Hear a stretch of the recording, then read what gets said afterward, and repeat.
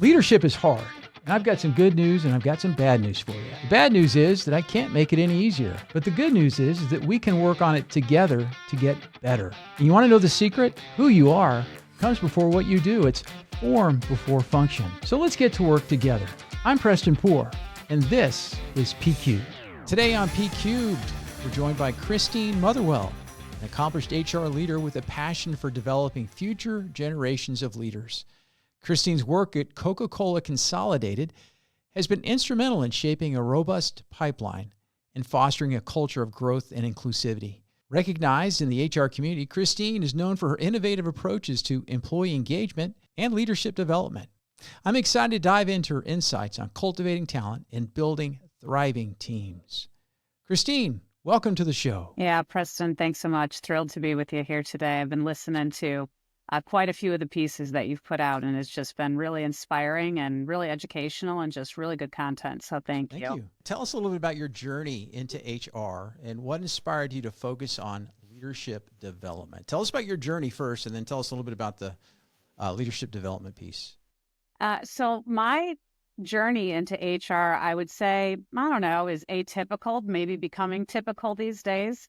I have been in the Coca-Cola system, and we share that love for brand Coke. I love it. I've been in the Coca-Cola system for almost 22 years now, and I spent the first 17 years of my career in a lot of different functions, specifically in sales and operations, really heavily focused in those two groups and kind of bouncing around in different roles of, kind of ascending scope, scale, and responsibility and leadership. And in my last role, maybe about 5 years ago, I was leading a team of probably about 3,000 individuals, kind of. Not many people. Yeah. Wonderful. Small group. Yeah, small group. Wonderful teammates. But I think what was really starting to transpire as I was in some of these large leadership roles was, I think, to be a great leader, you have to truly love the people and put them first, because putting them first helps you achieve the business goals. And that was really just showing through very, very loud and very clear and what I was doing and how I was doing it. And I had a conversation with our president and COO about coming into HR and taking an opportunity to take a very, very hard career pivot. Really, honestly, the hardest career pivot I've taken in my entire working life. I had pivoted across other functions before. I had taken some jobs that I wasn't comfortable with before. I maybe felt were a little risky for me. I wasn't quite sure if I was as qualified. But this was the hardest career pivot I have taken in my career. Why? Wait, let's stop there for a second. Why was it so hard? I wouldn't say hard. I would just say the hardest left, hardest right pivot you could take. So they had been like a soft curve before, and this one, like I cranked the wheel and like went hard left, hard right on this one. And so that's what I mean by it was a hard turn in my career. And so I've been in HR now for about 5 years. I came in a leadership role. I worked my way up into the head of HR here at Coca-Cola Consolidated. I've been here almost 3 years now, in this role coming up pretty soon. And I have to say, I've enjoyed every step of my career through the 22 years in the Coca-Cola system. And I've felt tremendously blessed by the experiences I've gotten to have, the people I've gotten to work with.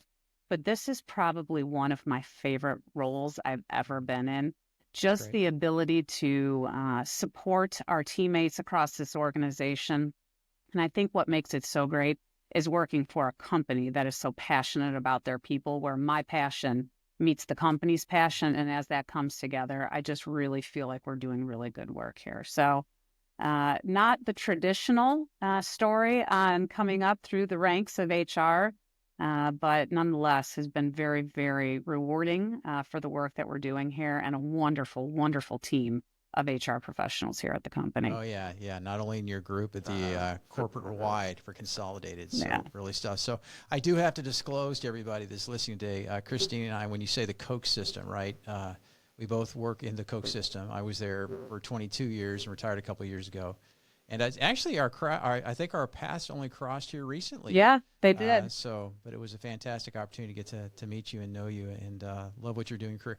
But what's the hardest part right now for you, Christine, in HR? What would you say is the most difficult part that you've learned? Because I imagine if you came from an operational sales background, it does give you a unique perspective. But what's the hardest part for you right now? You know, what I tell you honestly, and I think it's probably what a lot of HR professionals, and not just HR professionals, but what companies are dealing with. I don't think I've ever seen a time in my professional career where employees, teammates, expectations of what work looks like and feels like is so dynamic across the workforce.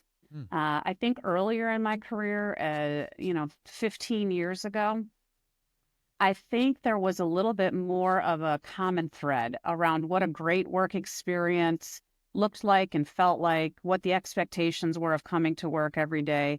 And I think that has changed so significantly as different generations have come into the workforce. And they're just looking for something a little different than the generations before them. And when you have 5 generations who are so distinctly different from themselves, I think it's just a very interesting time in HR and kind of people leadership and people management to make sure that you are leading and providing resources and opportunities and an environment and a culture that's really welcoming, accommodating, and encouraging to all. I think I wouldn't say it's challenging in itself. It makes us think a little bit harder than we, I think, ever had to before. We have to pause and really evaluate what we're doing and really just, I think what's the most beneficial thing to do is when you're making decisions for the organization when it comes to people is to really have a very dynamic, cross-functional, very diverse group of individuals that you're reaching out to and leaning on for feedback and using as a sounding board around, how does this feel for you? How do you receive this? Is this something that excites you? Is this something that engages you? Is this something that motivates you to work harder, to come into work versus, work from home? Like all of those things, I think it's just really important to be using that really kind of diverse network to gauge, what you're working on and what you're thinking about. So imagine I'm a 22-year-old getting out of school. And I want to come work for Coca-Cola Consolidated because I know about your culture, excited about the industry, the opportunity. But what would you be looking for in an associate that would be looking to work for Coca Consolidated? Preston, it's an interesting question. And one of the things that I think is amazing here about Coca-Cola, and you talked about the Coca-Cola system versus Coca-Cola Consolidated. And so what I think is amazing, when I tell a lot of people young in career, either by age or, just coming into the workforce at a delayed time in life for whatever reason, if you have an interest in it and you have a passion for it and you work hard and you want to do it, there's so many different ways you can go. And if you're coming out of college or you're 22 years old and not coming out of college, you could be coming out of college with multiple different degrees. You could have gone on to an advanced degree. You could have gone to a technical school, or you could have just graduated high school. The beauty of it is you can come into a role in any of those capacities with us, at differing levels, at differing responsibilities, and different kind of scope, scale, and responsibility. What we're looking for at the core of it with all of those teammates, regardless of what level, is if they're aligned to our purpose, and our purpose here hanging on the wall. I didn't do that intentionally for the purpose of this video. But it just happens to be there. Our purpose here is our culture, and our culture is our purpose. And we believe that, we can coach and teach you how to be a great Coca-Cola employee in whatever it is you're doing. But there's some fundamentals of how we participate here with each other and how we partner together that are non-negotiables. And so treating each other with respect, honesty, integrity, being servant leaders to each other, those are non-negotiables. And so that's what we're looking for, that and a good work ethic, because what we do here at Coca-Cola, it's hard work. We don't have a lot of days that we're just sitting around and waiting for the work to come in. There is always plenty of work. We're here to provide a great service to our customers, our consumers, and our communities. And so, aligned to our purpose, great kind of ethics built in, and a good, ability to work hard each and every day. And that's really what we're looking for. Yeah, I love the culture there at Coca-Cola Consolidated. But culture is so important, right? And so tell me a little bit about why. And maybe, and you touched on that, Christine, some. But unless you experience the culture, like your culture is wonderful. And it's just like when I go to Chick-fil-A, and I've spoken there before and talked to those folks. It's a unique, great, wonderful culture. And in my mind, it's a differentiator versus other organizations to go work with. But what role does that play at Consolidated? And then I got a follow-up question because I want to ask you if you've ever seen an organization that does not have a good culture or maybe doesn't have a culture and the impact that you see there. Sure. Well, so let me tell your listeners. So we are based here in Charlotte, North Carolina, and our headquarters. We do business in 14 states plus Washington, D.C., which is kind of across that corridor of the U.S. And so we've got a lot of big companies right in our backyard that we compete for talent all the time. And so right here in Charlotte, as an example, we've got a ton of banking here. We've got Lowe's headquarters. We've just got some big businesses here that we're competing with for talent. We've got the Amazons that really compete in our space of drivers and warehouse folks, merchandisers that, really in that frontline space. We've got behemoths like Amazon all over our territory. And so I tell you that to really answer your question around culture. We truly believe that is what our differentiator is. And it comes to life not only in how we interact with our teammates here when you work for us, but you can feel that culture from us even if you don't work here. We are very purposeful and passionate about how we interact with our communities. Some of the things that we've just done in response to support, both our teammates and our customers and the communities that were just impacted by Hurricane Helene. I mean, it's just something that I am so proud of each and every day. And so that's who we are. And we're very intentional about it, and we're unapologetic for it. And I do believe it's a differentiator. Now, the first line of our purpose that sits on this wall back here is to honor God in all you do.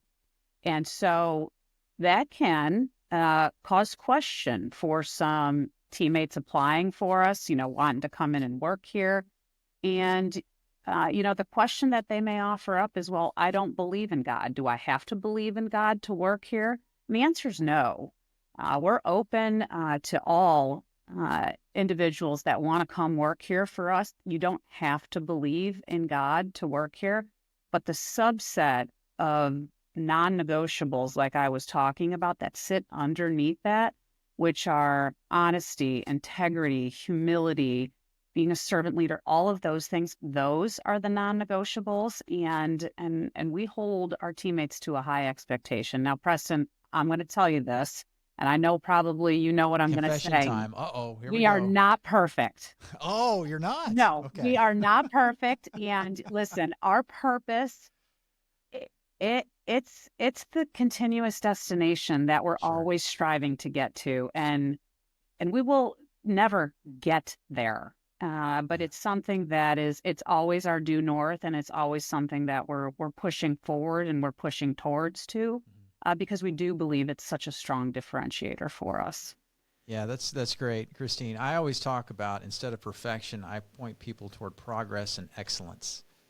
And if you're moving in that direction, always trying to get better and improve, right? That's the better position to be. If you're trying to be perfect, then you're fooling yourself, I would imagine, right? On that. So good. Just a quick Coke break. What's your favorite Coca-Cola? The real thing. Look at that. See, even product placement for us on the screen. Perfect. I love it.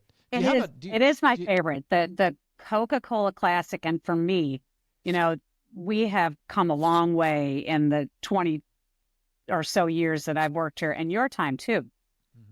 We've got Coke now in cans and PET bottles and glass bottles, and we've got it in so many options. But Coca-Cola out of a glass bottle for me, and this one's nice and cold. Yeah. 34 degrees is what I tell people. That to me, that's so good. Perfect, right? So good. The pause that refreshes. Mm-hmm. What's your second go-to? I know this wasn't planned for you, but what would you go to next? I mean, do you have another one standing or sitting? Dasani, very good. Hydrating. And Smart Water. I love Smart Water.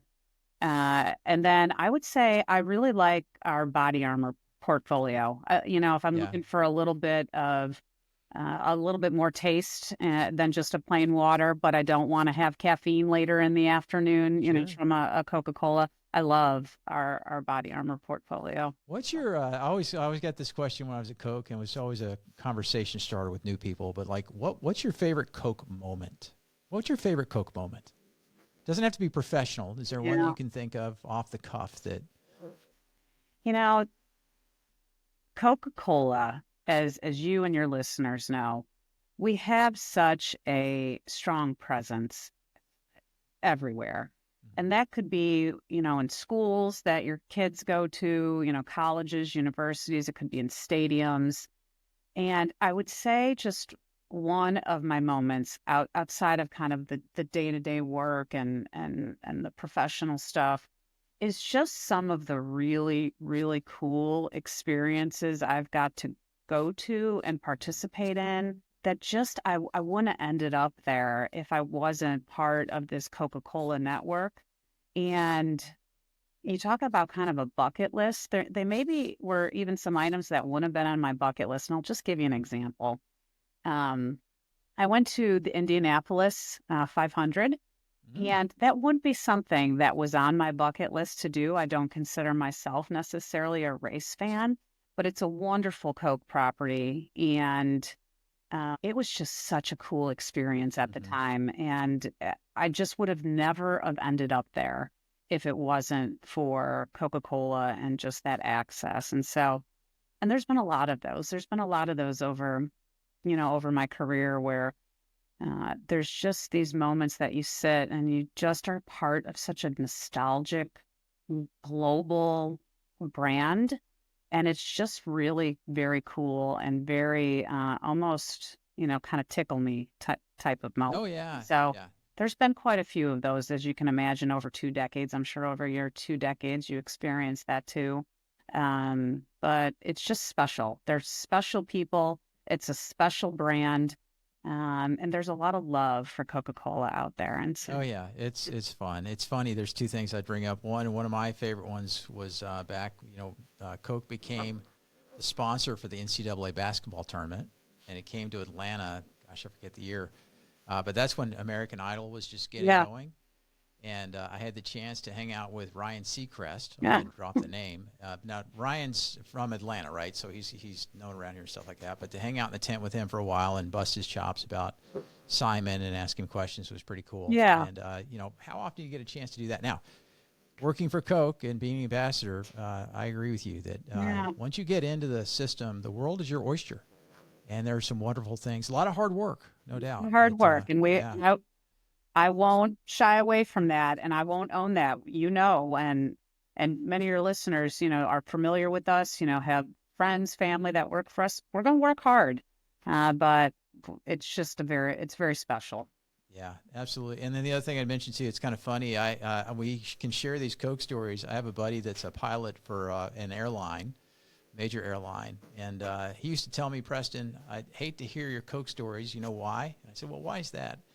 He looked at me and goes, I'm a pilot. You know what kind of stories I hear all the time? It's like my baggage was lost here, or my plane was delayed, or blah, blah, blah. So we get to hear the fun stuff. Too much turbulence. But that's right. Listen, we get some of that feedback too. So like I said, we're not perfect. We don't have it all figured out. So I don't want to portray that in any way, shape, or form. We get plenty of feedback. And like I always say to my team, and I think you've probably even heard me say this, feedback is a gift, even when it keeps on coming. That's right. You take it and learn from it. Absolutely. That's right. Hey, let's go back. I want to go back to culture for a second. Sure. I always say that culture is the way we do things around here, the smell of things around here. But a big part of that, too, is employee engagement. And engagement truly is the driver of culture. So tell me a little bit about maybe some of the initiatives that you all undertake at Consolidated to help employee engagement, people to feel emotionally connected to what they're doing, giving that discretionary effort. What do y'all do about that? How do you help with that? Yeah, so and again, I think this comes back to the multiple generations in the workforce and engagement and what drives that.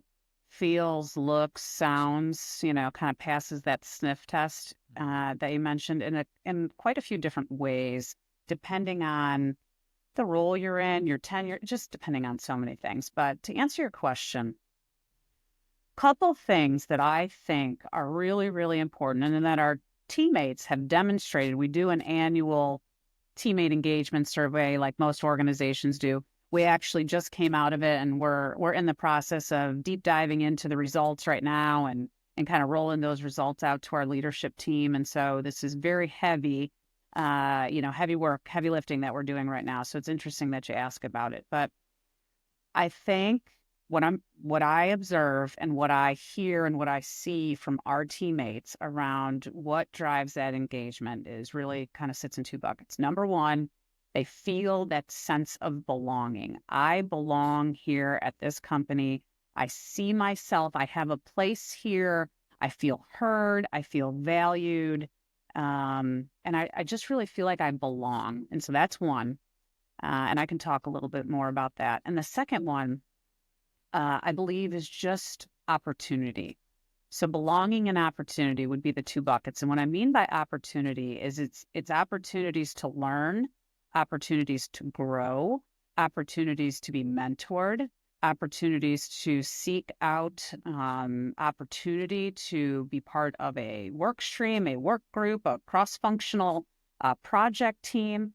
That's really just what I mean by opportunity. And so in both of those areas, again, belonging and opportunity, and they definitely collide.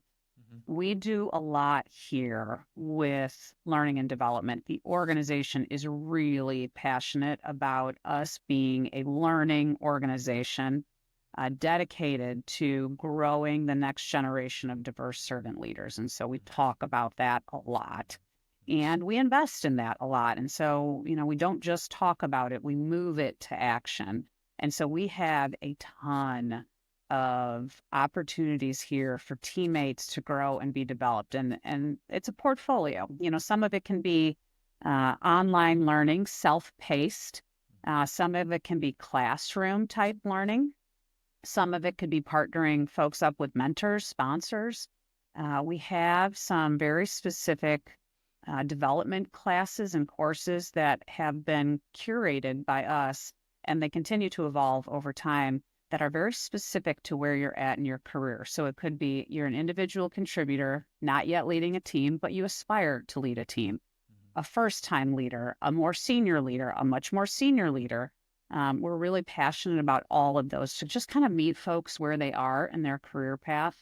We're really passionate about onboarding. And so here, what our data and statistics show us, and it's probably similar in like roles and like in other industries, is if teammates are going to stay, they're going to make that decision here with us in the first 90 days, the first 3 months. And so we call it really our first 100 days initiative of how we want teammates to experience their first 100 days onboarding and coming in to work for us. And so we're really intentional about that around the training they get, time with their supervisor, and just all of those things. Now, we don't want to leave them at the 101st day and, you're on your own, fly out of the nest. But, hopefully by that time they're not drowning in information and can be somewhat self-sufficient. So that's a couple of the things that we do to really kind of curate around that opportunity.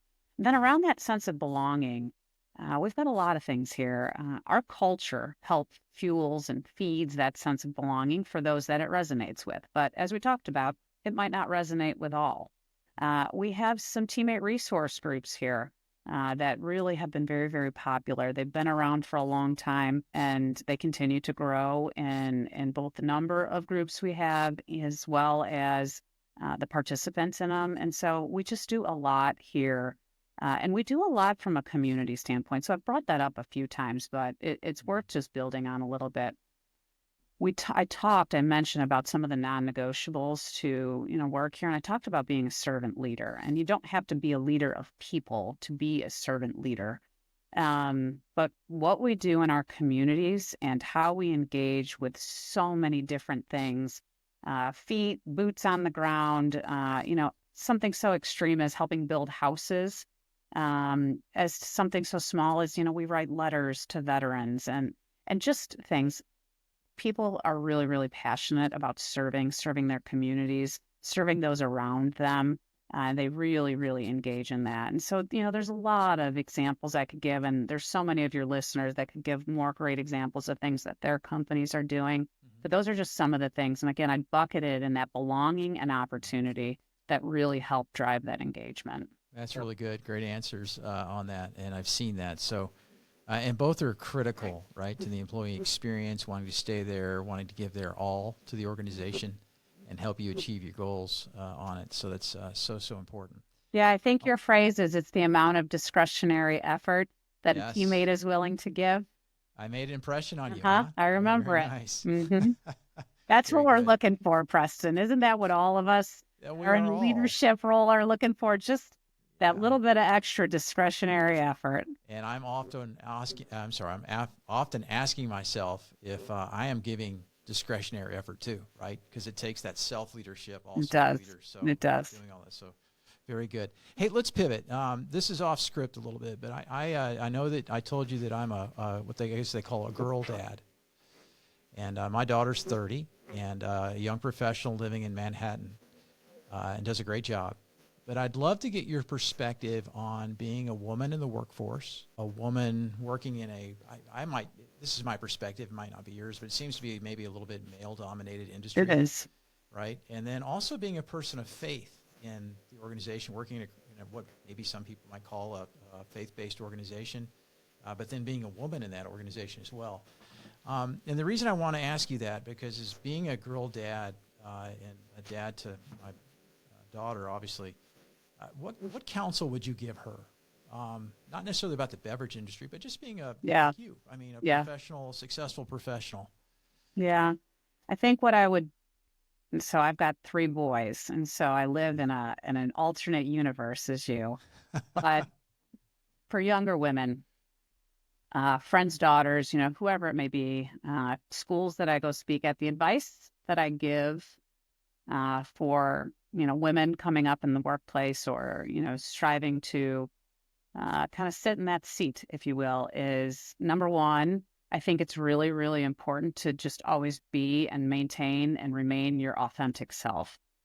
Don't try to be anybody else that you see at work and you see how they act and how they operate, and you try to kind of morph into what you see them doing. That's not authentic to yourself, and that will eventually catch up with you in some way, shape, or form. It won't feel good around how you're showing up each and every day. Now, we learn as much from a good boss as we do from a bad boss. So we should be learning. We should see people around us and say, like, hey, I like how that person communicates, or I like how that person, leads. And when you see great things, you should absolutely pick it up, but pick it up in your own authentic way. So that would be one piece of advice. If I was talking to your daughter, I'd give her. The second one is sometimes you just have to find the right fit. And what I mean by that is, you could come out of college and get a wonderful job at a big organization and feel very proud of, what you're doing and where you're working. Your parents are so proud of you, whatever the story is. But if you're there every day and the culture doesn't feel right to you, which kind of ties into that you're really then not showing up as your authentic self and you can't bring your whole self to work, you got to call a spade a spade. It's just not a great fit. And I think having that conversation with yourself and having some trusted mentors and advisors in your life, I think that's just a good conversation to have, and you'll find it eventually. It might not be the first one. It might not be the second one. It may take you a couple tries, but finding a place where you can thrive by being your authentic self and bringing your whole self to work, I think that's where you really get people's whole talent coming out and really bringing that diversity of what they have to offer to the table. Oh, that's great advice. Great advice. So it's the authenticity, it's the fit. I think that's so important. We need to realize, and I love this point that you hit on, because I've learned so much from bad managers. To be quite honest, right? I've had some really bad ones, but I learned a lot from what not to do. Listen, I am not a crier in the workplace. No. But there was a manager early on that I went home a few days in tears. And so me too. And listen, trust me. Listen, you do. You learn a lot from that, and you learn how you don't want to lead or what's not a fit for you for the future. And so you learn just as much from good experiences as bad experiences. And I always say it's when you're uncomfortable, that's when you're growing. And so kind of forcing yourself into that uncomfortable space or sitting in that uncomfortable space, there's growth coming from that. And so, but it feels really good. Feels very challenging in the moment. Yeah, that's right. Thank you for the advice. Just as we wind things down before I go to the hot seat questions, I have this leadership philosophy. Maybe you've heard me say it. It's how is greater than what. And what I mean by that is that how you do something is more important than actually what you achieve. And I always tell people, results are table stakes. I got it. If you don't deliver, you're not going to be in your role. But that's where leadership comes in, is the how. Tell me your take on that. Does that resonate with you at all? Yeah, it does. And I've heard you say that multiple times. And I think for me personally, as well as the organization, again, that's why I talk about that fit and why it's such a great fit for me. We talk about that here a lot. The results matter. Now, listen, we are a publicly traded company, and we have results to put up and to bring to our shareholders. But we also talk about all the time, it's not just the results, but it's how you go about getting them. And the more and more I've been in the workforce, and the more roles I've taken on and the more responsibility I've taken on, it becomes much, much more balanced in the who I know and the relationships that I have to complement the what I know. And you can't complement that 50-50 or whatever that percentage is with people you know and relationships you have and trust you've built if you're bulldozing over people and not being a good, ethical, authentic leader. That just fizzles out over time, and it will catch up with you. So I am completely bought into that school of thought, and I think some of the best leaders that we've seen out there, and there's many, many names that we could all throw out there. They were good, ethical, authentic leaders that treated people well, and the results came because of that. Yeah, that's what I tell people. If you remember, I'm sure you remember Sandy Douglas, right? Yeah. Sandy, I tell people a story that when somebody asked him in a town hall meeting about the stock price, was struggling and looking at the annual plan. And somebody said, what are you going to do? How do you improve the stock price? He goes, well, if I do all the things we just mentioned, we do those well together, the stock price will take care of itself. That's right. And I think that's exactly what you're saying, is that if we do all these things well together, those results will come, and they'll come actually exceed what we might expect. That's right. So that's good. So thank you on that. Is there anything on your mind as we wrap up today that you can think of that we haven't covered that you may want to share with our listeners? I don't think so. We've talked about a lot with this company and the culture. But again, I would be remiss if I did not just at this moment give a huge thank you. I'm the face on this podcast, but it is not me doing all of the work each and every day. We've got a tremendous, I've got a tremendous HR team here. We've got tremendous leaders here. Best in the industry. I'd put them up against anybody. So it's definitely the work that we get done, how we do it, what we deliver, and that purpose and culture. It's definitely a team effort. So I would just give that kudos and close. Good. Yeah. Thank you. If there was one piece of advice or one next step you might recommend to the listeners based on our conversation today, an actionable step, what would that be today? Yeah. I mean, I think it's probably what we talked about, depending what you do, what role you're in, where you're at in your career.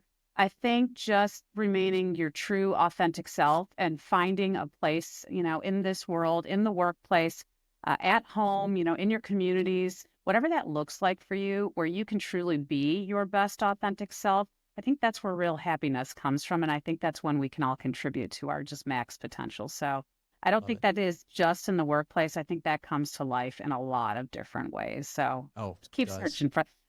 we've all got to keep searching for it and ways to continue to improve ourselves and make the lives better of those around us. Good. Thank you, Christine. Good advice and good thoughts on that. All right, let's move to this hot seat real quick. Right. So you've not seen these questions. No. Looking just for succinct, quick answers. And to be fair, Preston, I hadn't seen really any of those questions we just talked about because we. Oh, well, you did wonderfully without, right? We pivoted. You're a busy executive. I got it. Okay, I got it. It's good. Oh, good. You did a wonderful job today, so thank you. Wonderful. Perfect. So 5 quick questions for you. Just what's one book you believe every leader should read? What's one book every leader should read? I would say probably right now one that I recently read was Atomic Habits. And if you haven't read it, pick it up. I can't recall the author right now, and I don't have it sitting on my desk, but I've given it to quite a few people. I've given it to my team as well. And it's just all around the science of habit forming and habit making, good and bad habits, and it's fascinating. So that's kind of a current one that I've just recently read. Excellent. Great recommendation. Okay, what's a common myth about HR that you'd love to debunk? That we don't understand the business. We do. So wait a second, you got to tell people what you mean by that. Sometimes I think HR can be looked at, and I don't think that this happens here. I think our business partners really place a great value on us, but I think just kind of out there, just kind of a myth, an urban myth, if you will, is we're here to slow you down. We don't understand your business. Here comes the sales prevention department. Yeah, nice. I've heard that. And listen, we are here to support you. We want to help the business deliver their objectives. We just want to make sure to keep you protected in between the lines and do what's best for the company and the teammates. And so that is the urban myth, the urban legend I'd like to debunk. We get it. We understand this business. I love it. Let's consider it debunked then. Let's see. Number 3, if you could instantly master any skill that you don't currently have, what would it be? A real skill? Yeah. No, a fake one. Let's go with a fake one. No, just kidding. Your call. I wish I could master the skill of not multitasking. That is what I wish I could do. Why do you say that? Because I just know. I know that I am not showing up all the time as intentional as I would like to, because, the phone's buzzing and the Teams is going off and, an email pops up. And while I think I am a master multitasker, that is not a trait that I am proud of. Yeah. So I need to focus, and I try to be intentional about it, about multitasking less and focusing and being a much more intentional and engaged listener, participant in whatever it is I'm doing. So now, good. If it was a kind of not realistic skill that I wish I could master, I wish I could require 0 sleep. I could get so much more done. Wouldn't that be nice? The Energizer Bunny. Yeah, I am not. I need a good at least 7 hours a day to just really thrive. Yeah, sleep's so important. It's funny, Christine, I was talking to my son the other day about this, a young professional here in Atlanta as well, and the multitasking that goes on. Yeah. And I said, buddy, you know that it takes you 500% longer to do something if you multitask, right? And so he started thinking about that. And the other thing I tell you, so he's trying to figure out how do I do that now? But also I noticed that my wife is much better at multitasking than I am. I'm a guy. I can only do one thing at a time, and I think women are much better at it. I consider myself a master multitasker, but I know how it feels when somebody's multitasking on me and, they don't hear the question I ask them, or they're not looking me in the eyes when I'm talking to them, or you're presenting to a room and you see half of the room's eyes looking at you and you see the other half maybe looking down. And I know that doesn't feel great to me. And so I don't want to exude that on other people. I don't want to put that out. So don't take it personally, because I've been looking at some questions on my notes here. So listen, I can tell when it's real multitasking that's like on point and on function versus not. Yeah. Okay, good. 2 more real quick ones here. What's your favorite way to spend a Sunday afternoon? With my boys. So I've got a 9th grader, a 7th grader, and a 3rd grader. All boys. They're super active. Just anything that we can do together as a family. That's awesome. I love it. Okay, and last one. What's a piece of advice that you'd give your younger self starting out in HR? My younger self starting out in HR. I think for me, coming in, because I came in such a non-traditional path, I would say just continue to listen to what's going on, to those around you, those that have blazed the path before you, and just absorb everything you can from, the wise ones around me. I would give myself that advice. Great advice. Well, Christine, thanks for joining us. You've been a wonderful guest today. I love the insights about Coke. I love your personal anecdotes and your fascinating career. We appreciate you being on today. Thanks, Preston. Appreciate it. Thanks for joining us today on P Cubed. If you enjoyed the conversation, be sure to subscribe on Spotify, Apple Podcasts, and YouTube. For more leadership insights, you can sign up for my weekly email, The Pulse. The registration link, along with Christine's content, can be found in the show notes. And don't forget to follow me on LinkedIn, Facebook, and Instagram for more updates and inspiration. Thanks for listening. Take care and talk soon.